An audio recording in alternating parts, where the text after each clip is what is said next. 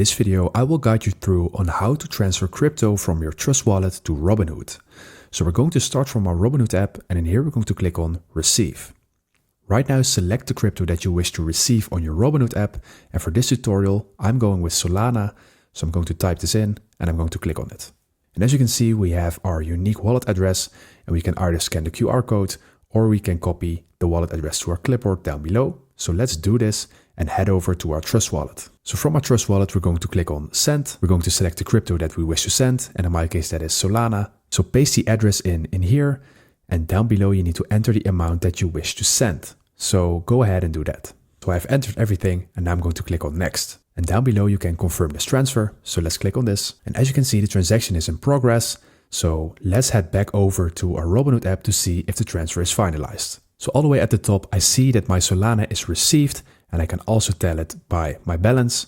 So at the top, I see that the transfer is completed and that the Solana is added to my account.